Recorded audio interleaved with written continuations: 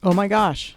Apparently, there is a provisioning lesson that I need to keep learning over and over and over again. This time, it had to do with coffee. Hi, I'm Nika Waters, and welcome to the Boat Galley podcast.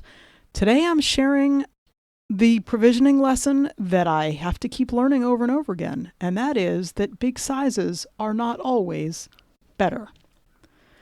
Today's episode of the Boat Galley podcast is sponsored by FastSeas.com. That's FASTSEAS.com. Budget-friendly weather routing and passage planning for cruisers by a cruiser. Hint, this is something that my husband spent years developing, and he's so excited about it. Plan your next passage using FastSeas.com. Whether you're after speed or comfort, FastSeas will find the optimum route to your destination. Use coupon code BG20 for an exclusive 10% discount. FastSeas, making weather routing simple. We take our coffee seriously enough that back in 2009, when we decided sort of at the last minute that we were going to take the kids in Calypso to the Bahamas, Jeremy made sure that he bought an inverter large enough to be able to power the burr grinder that I use every morning to grind coffee beans. If you're looking to make a big difference in your coffee, I will tell you that getting a good grinder and a burr grinder is definitely the way to go. It's more expensive and it's bigger and heavier, but a burr grinder is definitely the way to go. It will make even supermarket variety beans taste better than pre-ground coffee. So, there you go. Side tip just for you. Over the summer, we spent some time in Vermont, and the pandemic had us going to the grocery store very infrequently.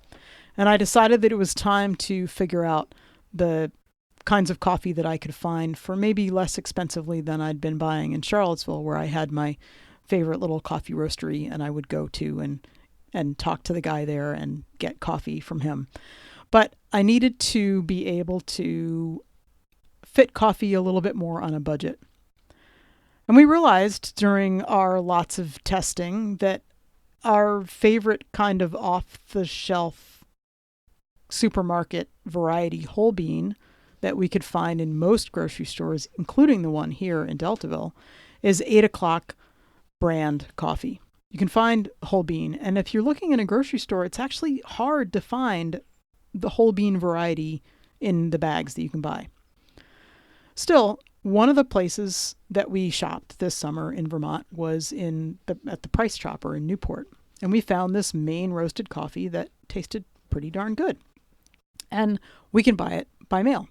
So great.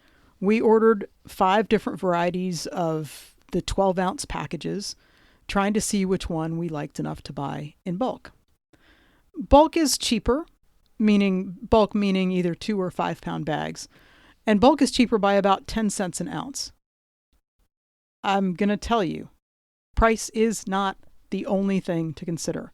I'm going to have to beat myself over the head with that a million times. Price isn't the important part. Price isn't the important part. I mean, it is. I'm happier spending $10 for a pound of coffee than $20 for a pound of coffee. But the difference between $10 a pound for the 1 pound bags and $11 a pound for the 2 pound bags, that difference is not worth the difference that it takes in terms of space. I ordered 2 pound bags of the flavors that we liked the best. And they're huge. They're so much bigger than the 12-ounce packages, which I know. I can hear you right now. Yes, I should have figured that out. I didn't. I'm sorry. There you go.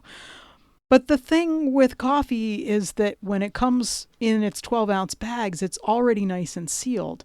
And as soon as you open one, the oils start to go into the sky, and the flavor isn't quite as good.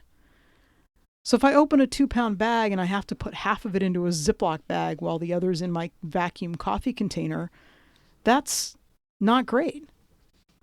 And the bags themselves, it's harder to find space to put a 2 pound bag than a 12-ounce bag. So I'm just going to remind myself, and I guess I'm putting it out here so that if you see me, when we share in Anchorage, you can remind me, don't buy just the big things because they're that much cheaper. Large sizes of most things for us on Calypso, they're just not economical, even though the dollar sign might say that it is. Here's hoping I don't have to learn this lesson a lot more times. And anybody who wants to take a bet on that is welcome to. You're probably going to win, but I'm going to have to learn this lesson a million more times. Remind me, when we see each other in some anchorage somewhere, to not buy big sizes of things just because it's that much cheaper. Thanks for listening to the Boat Galley Podcast. If you found this entertaining or instructional, let us know. Our emails are in the show notes.